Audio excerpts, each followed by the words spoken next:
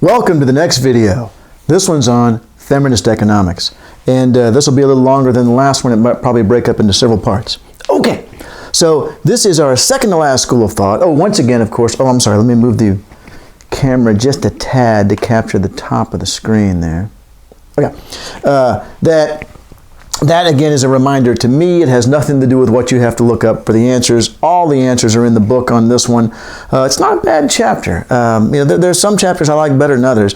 And this one came, but let me tell you this, all right? So, I sent every chapter out to people to read. And the two feminist economist friends that I sent this to, when I had the first draft done, it didn't go well. I believe Dr. Hewitson's words were, "John, I'm afraid I have to say that I fundamentally disagree with what you've said." Now, to be fair to me, what I had said was something I had read somewhere else. And that was that there wasn't really a feminist economics per se. There's like a feminist approach in institutionalism, a feminist approach in Marxism, and so forth. And she and also, let's see, who else was it that read this chapter for me? Oh my God, I can picture her. She also told me, yeah, that's not right. That there's a unique feminist perspective. So I went back, rewrote the chapter, and they were both quite pleased with it after that. Janet Peterson was the other economist that read it for me. So let's see what we've got here. This one really backs up. You know the institutionalist chapter, how it kind of backed up and talked about, let's stop talking about capitalism and let's start talking about the values that make us believe that capitalism is okay, that these are actually, the rules of the game. Well, this one backs up even further, and it's sort of asking, hey, let's think about what the hell we're doing here as economists. What is our goal? What are we focusing on? And so forth. And one of the most fundamental ideas that you get here is that definitions and statistical categories are not neutral. They are value-laden. There's an infinite variety of things that we could potentially categorize and define on the planet. The fact that we bother to categorize or define something means we think it's important. And furthermore, the manner in which we categorize or define it is very important. All right? And I'm going to show you some examples here in just a minute, but let me sort of give you the basic background right now. Now in 117, what we decide as feminine or masculine is socially constructed and varies across time and space. I don't know how much about this you know. Again, this is a school of thought here that's very compatible with institutionalism. In fact, Janet Peterson is also a well-known institutionalist as well as a feminist economist. And what they're saying here, first of all, is that the things you take for granted, like, well, pink is for girls and blue is for boys. No, it's not in other countries, all right?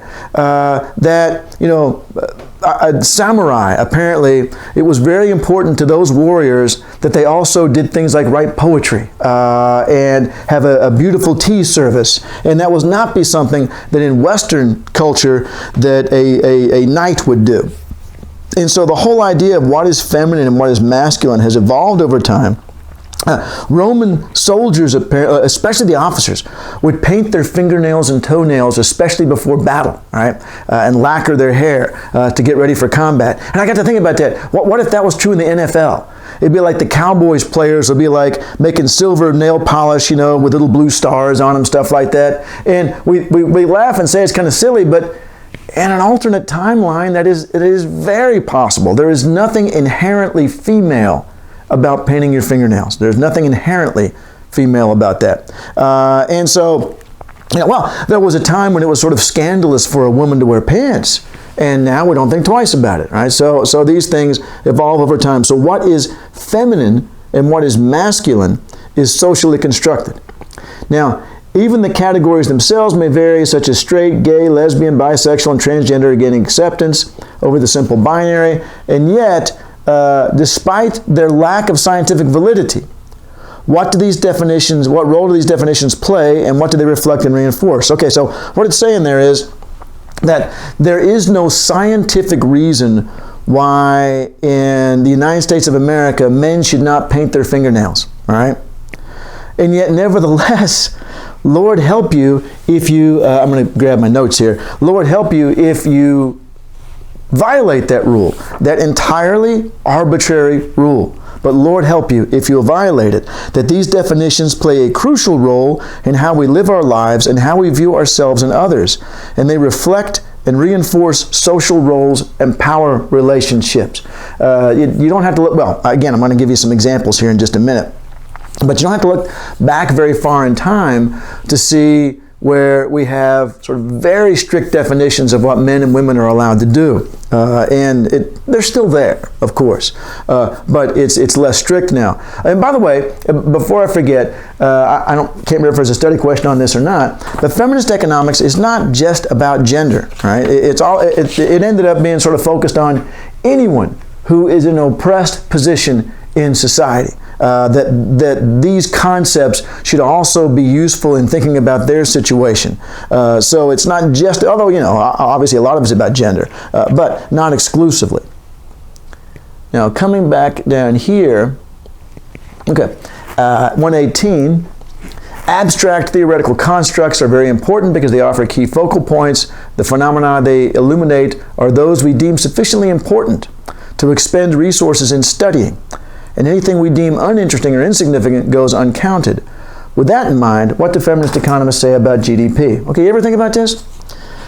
GDP only counts market activity.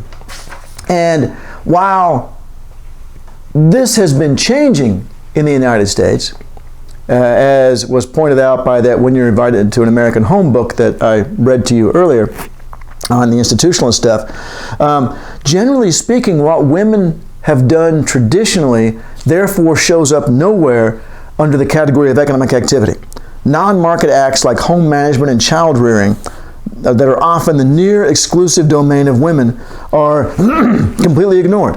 And so we have this sort of subtle implication that what they do isn't important, that we're not going to bother to look at it, that's not something. And of course, economics includes all of these things. Economics is about the sustainability. Not in an environmental sense. That's the next chapter. But in about food, shelter, clothing, it's about living from one day to the next. It's about resources. It's about goods and services and the distribution thereof. And absolutely, all the things that women had traditionally done fall into those categories, and yet men didn't include them. I was trying to think about this. It's like, what if there were no NFL statistics at all? And the commissioner, who was an econ major, by the way, he says, well, we need to have some statistics. Hey, let's get all the quarterbacks together and make up some statistics. Well, there would be a natural tendency for the quarterbacks to focus on the things they did. They're more familiar with them, and they tend to think they're more important. And so it's sort of a similar situation here. Who wrote economics? Men wrote economics. And so that's one of the problems they're pointing out here. Now, here's an issue on 119. If we're going to use GDP as a gauge of prosperity, then what does this imply? Well, it implies that women who stay home and work, women who stay home, or men, because again, the feminist economic vision is not just about gender, but women who stay, or just about women who stay home and try to help their children, raise their children, are not seen as socially valuable as someone who goes out and works, right? That's what I was going to talk about in 119. I'm trying to think here. I think I'm ready to... Yeah, okay, so let me show you. This is one of those, I feel like institutionalism, where you need to sort of stop and really think about it, because so much of this is subtle. Hey, okay, I'll show you something here at the end I was very proud of that I picked up on that a feminist economist friend of mine did not. But here, let me go through this. I do this in class in order to... I may be out of USB ports. I am. Let's pull this sucker out.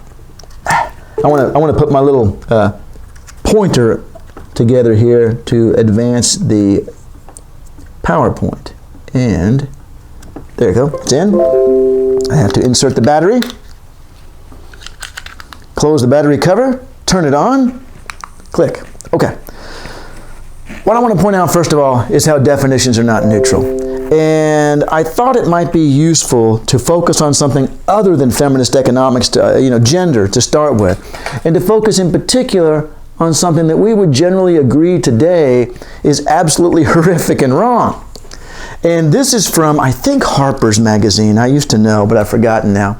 And it's explaining the Irish versus the English versus the Negro, all right?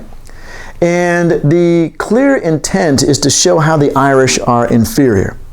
And they even listen to the language it uses. It's fascinating. The Iberians, which is Irish Iberian here, are believed to have been originally an African race. Okay, immediately in 18 whatever this is, you're saying, okay, that's a negative, right? Who thousands of years ago spread themselves through Spain and over Western Europe. They didn't migrate, they spread themselves. Like, oh my God, look, an Iberian. Their remains are found in the barrows or burying places in sundry parts of these countries. The skulls are of a low prognathous type. Yeah, one of them. And notice this, the facial structure here, which is true of sort of more. I took an actual class in anthropology once. That Caucasian skulls tend to be, the teeth tend to be sort of inward, and notice that the mouth is jutting out here and on the Iberian. Again, in the culture in which this was presented, the fact that the Irishman looks like the African is a negative, all right? So they're pointing this out here. They came to Ireland, all right? So these people started in Africa, spread themselves throughout Europe. Then they came to Ireland and mixed with the natives of the South and West, who are themselves supposed to have been of a low type and descendants of savages of the Stone Age, all right? So what we have is people from Africa mixing with these ignorant people in Ireland, who, in consequence of their isolation from the rest of the world, had never been outcompeted in the healthy struggle of life. So the people who lived in Ireland were ignorant and primitive because on this island there was no competition with other societies that would have caused this healthy struggle of life and made way, according to the laws of nature, for superior races. Now, so again, what I'm trying to point out here is that this is supposedly trying to be scientific, right? And by the way, there are no races. There's just a human race. And then there are phenotypic differences among, phenotypic meaning like eye color and hair color, and some minor differences in as I pointed out here earlier, in the structure of the skull. But nothing that actually makes it a different species, all right? It's all the same species. It's all the same race. But it is socially defined. I believe I said that in one of these earlier study questions here. Let me go back to that and read it to you. 117. What we decide is feminine or masculine is socially constructed. Well, so is race, all right? It's made up. And so I want to show you here, though, that this is hardly neutral. This is clearly very biased, all right? And obviously I picked a very extreme example to show this, but that's where I want to start off, that the feminist economists are saying, hey, we're doing the same thing now. It's just that you don't notice, all right? And then what I did was I looked up this is a 1950s encyclopedia entry on race, and just the particular way in which they're portraying people from different parts of the world, how exotic the Mongoloid is, and the Negroid, and look, they're in these little huts back here. And then the white guy with this wonderful home in the background, the blonde hair, they're Nordic, Alpine, Mediterranean, Indo-Dravidic, and Arabic. All right, so again, as a little kid, reading this encyclopedia in the 1950s, there is a very subtle and yet powerful implication here that these are the advanced, clever people, and these are not. You don't have to say it out loud. And then, of course, we have the outright people who are, these people aren't subtle, all right? And I don't remember where I found this, but God hates whatever. So whoever made this photo clearly cleaned off whatever was on there originally and put something funny on there. Now, there are racial slurs that are a much more conscious and obvious attempt to say bad person, good person, or, obviously if you're in a different culture, the ranking will be different. And then there are gendered insults. And this is one of the things that I learned as I went through all this, and actually learned in no small part from having two daughters and seeing what their lives were like as they grew up. It never crossed my mind as a kid how many of these were gendered insults. How many of this was a big one when I was a kid. Calling somebody a sissy. I don't know if if that was when you were a kid or not, or maybe it was exclusive to West Virginia, where we lived at the time. But calling somebody a sissy was a big time insult. And what does it mean? It means girl. It means sister. All right. So many of these insults are "you're not a man." All right. And so now we're talking about this sort of phenomenon, but about gender and not about race anymore. And now, how about some advertising, all right? Talk about the way in which we plant these ideas in people's heads. And nobody's trying to plant it. They also think that this is the way it should be, all right? So that they agree this is the way it is. And man, you look at some old ads, and this really, it really jumps out at you. Here's one. The chef does everything but cook. That's what wives are for. I'm giving my wife a Kenwood Chef, which is this blender right here. Look how happy she is, because now it's made her life so much easier. Good for him. Now, an ad like this nowadays, although I have to tell you, I still see all the time, and I probably shouldn't feel insulted by this, but I do, on commercials where if it's a cleaning product, it's a woman using it. And if it's a man using it, then there's some sort of joke associated with it. Well, the reason I take some offense to this is because, or taking care of the kids. That's what women do. And, if there's a man taking care of the kids, then there's some special reason for it on the commercial. Well, I took care of the kids most of the time. Melanie has a job where, she teaches 4th grade. So she has to go in and be there. Well, she probably leaves the house about 6:30 or 7, and then comes home about 5, and then has tests to grade, homework to grade or whatever. So throughout when our girls were growing up, I tended to be the one that took them to school and picked them up from school, got homework started, and tried to get a meal started before Melanie got home because she was going to be so tired. And I remember when I would take the girls out to the playground or something like that when they were little, and all the mothers out there, "Oh, it's so wonderful, you're out here playing with your kids." Like, well, they're my kids, so why wouldn't I? And again, perhaps I'm being touchy about that, but I always found that very insulting. I don't know if you've seen City Slickers, but there's a scene in which, and actually it turns out that this isn't what the white people are implying, but this one kid takes it as, "Oh, so you're surprised that I'm black and a dentist, huh? Yeah, all right. So, well, that's kind of the way I thought. Oh, so you're surprised that I'm a man and I actually care about my kids. Wow, thanks a lot." So, anyway, we see a lot of that. Now, here's another one. Consider your man card reissued. And of course, we have an AR-15 right there. And this Mother's Day, get back to the job that really matters, Mr. Clean. Let's see. Okay, I'm saving that one. That one's really good. I'm going to zoom in on that one in a second. But I was going to tell you too about this whole phenomenon that how dated a lot of TV shows have become as we have become less dismissive about the role of women in society, and we don't take these insults for granted anymore. I tried to rewatch Star Trek Deep Space Nine. Again, you start from the first episode, go all the way through. It was one of my favorite series. I didn't realize, and Star Trek has always been a fairly socially progressive series all the way back to the first one. I don't know if you know this story, but Nichelle Nichols, the one who played Uhura, the black woman that is the communications officer on the bridge, they had a black woman there, they had a Russian, a Japanese guy, and that was conscious. They were trying to make this into, in the future, these things won't be a big deal. Now, they also still ended up with male captains and stuff, but they for the 1960s, it was a pretty big deal. So anyway, Nichelle Nichols, the black woman that plays the communications officer, is getting lots of fan mail, and they're keeping it from her because they don't want her to ask for a raise. Well, she finds out about it, and she's really ticked off. And she's thinking about quitting.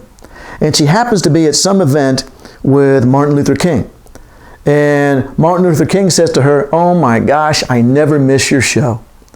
Yours is the only show on television where there's a person of color, and that has nothing to do with the show. All right, that she's just an officer.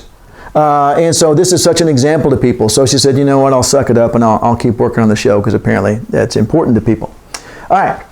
So anyway, I'm watching Star Trek Deep Space Nine, rewatching all these episodes, and they have this one episode. Here, I'll talk right to the camera. They have this one episode. I've just been pacing back and forth as I do in class.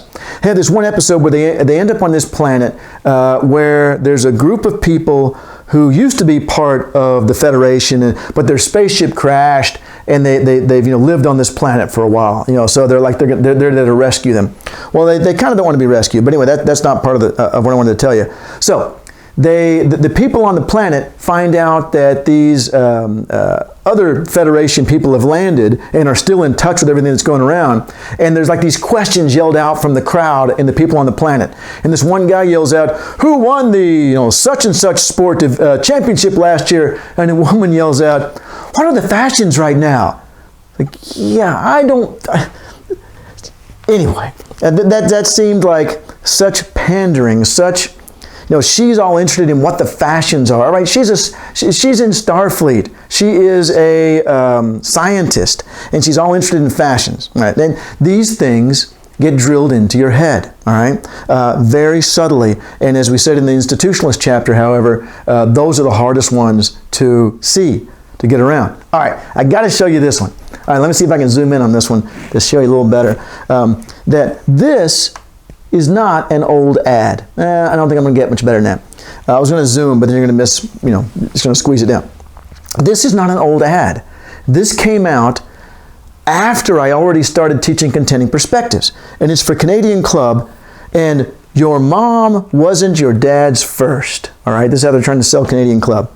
He went out. He got 2 numbers in the same night. He drank cocktails, but they were whiskey cocktails made with Canadian Club, served in rocks, in a rocks glass. They tasted good. They were effortless. Damn right your dad drank it. Very interesting, huh? Here, check this out, and I'll zoom in on some of the pictures there. Okay, there's your dad. There's your dad. All these chicks he's hanging out with. Man, what a guy your dad was. And your mom wasn't your dad's first. I don't think I need to explain too much about.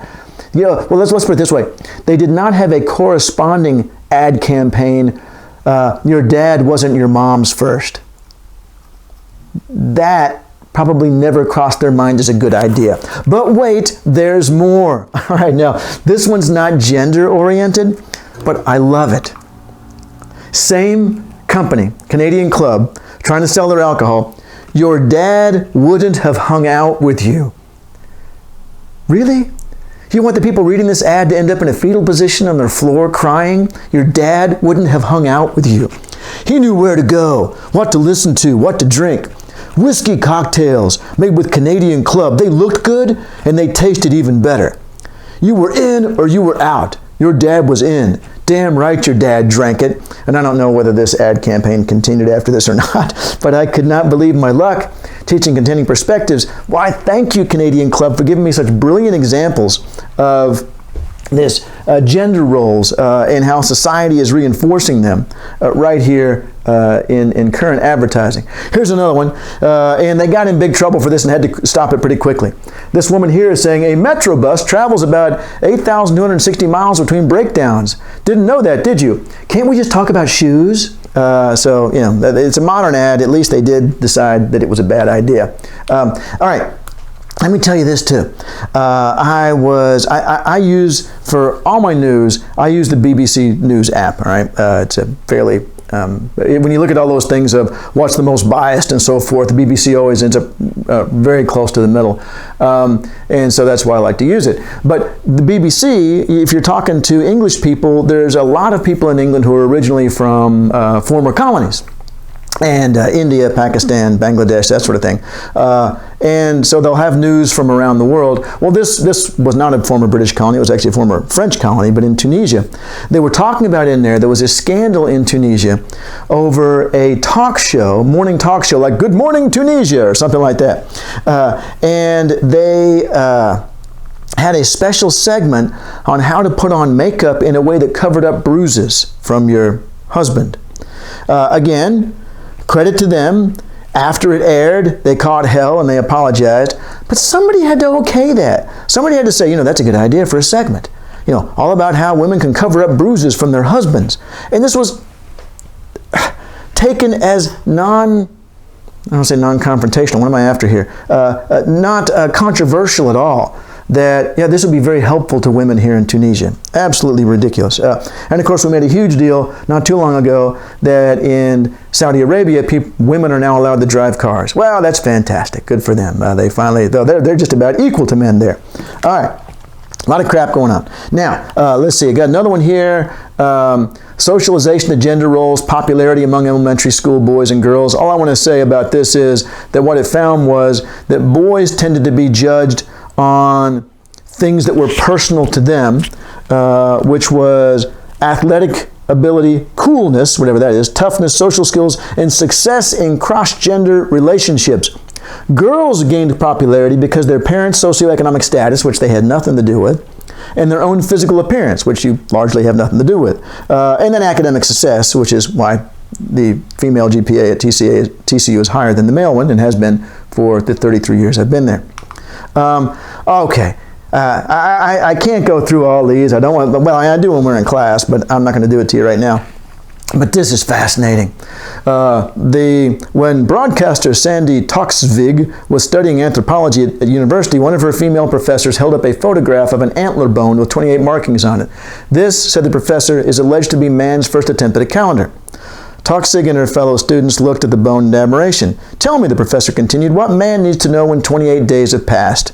I suspect this is women's first attempt at a calendar. This is one of the subtle things they're trying to point out here, that when women aren't involved with these things, and indeed people from other cultures and other genders, things can be totally missed, all right? That when a man is looking at this, that doesn't cross their mind about the fact that women need to know when 28 days pass. Now, they don't know actually what the story was, but just the idea that this is an entirely new angle on this, and a very reasonable angle on it that would never have occurred to anyone, all right, if we hadn't had a woman doing the research. And it says here that, for most of human history, that perspective has not been recorded, that is women's. Going back to the theory of man the hunter, the lives of men have been taken to represent those of humans overall. Now, check this out. That also means that when we are doing, I'll bet you all are familiar with this. The formula to determine the standard office temperature was developed in the 1960s around the metabolic resting rate of the average man. But women tend to be cold in that temperature. How often you see female students in class with a sweater or a coat and the male students are fine? That's because what we consider to be the normal temperature is normal for men, not for women. Now now I'm going to bring this up. And it says right there, would it work that way if the men were the ones that were inconvenienced? This is the issue I want to bring up here. That would office buildings always be too warm for men? If they set the temperature at the rate that would be most convenient for women, would it have stayed that way, or would men have said, hey, we got to cool it down? All right. So, and just an example of the power relationship here. All right. This leads to the odd sight of female office workers wrapped in blankets in the summer while their male colleagues wander around in shorts. Again, it's not saying that it ought to be hot, it ought to be cold, whatever, but it's saying think about the subtle issue that's going on here, and that is that it's set up for the men. And then this one here is a piece about injuries at work have been decreasing for men, but they've been increasing for women because we create the safety equipment and safety rules for men who have different body sizes and I'll show you one here in a minute specifically about seatbelts.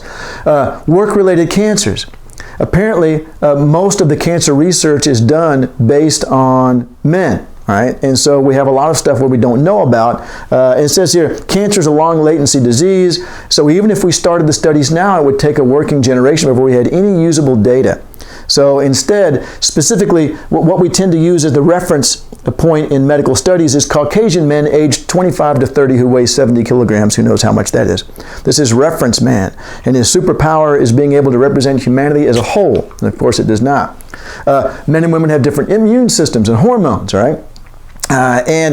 Women tend to have thinner skin and tend to absorb toxins at a higher rate. Is it this one here that talks about that? Yeah. We have no idea what's happening in nail salons, it's saying. With all these chemicals in there and what's happening to the primarily women who are working in there, we don't know because we don't really have research that indicates that many of these chemicals linked to cancer. Okay. What's this one about? Oh, yeah. This about construction site equipment being designed around the male body. And for a female, what they do is they just give her a smaller size, right? But they're shaped differently. And yeah, that's the same thing. Oh, okay. All right, I got to show you this.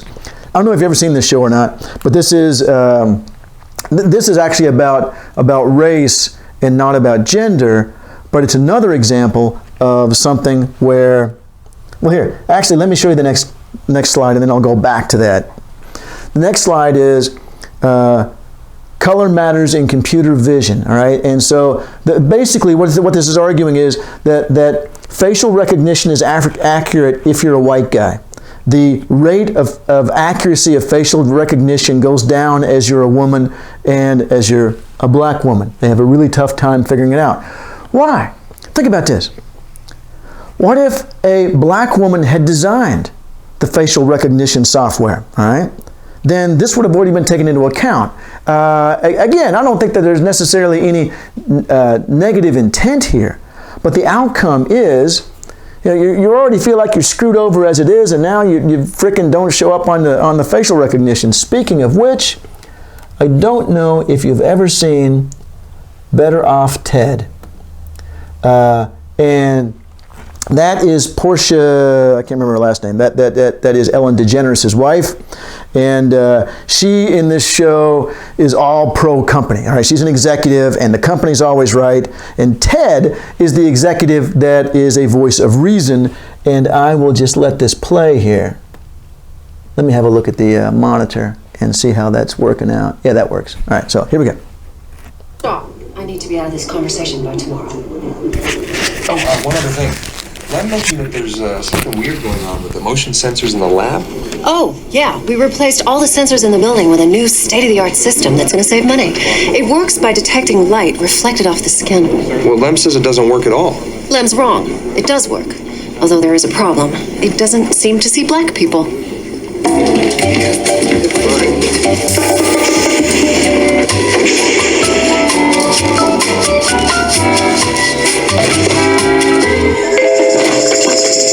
The system doesn't see black people? I know.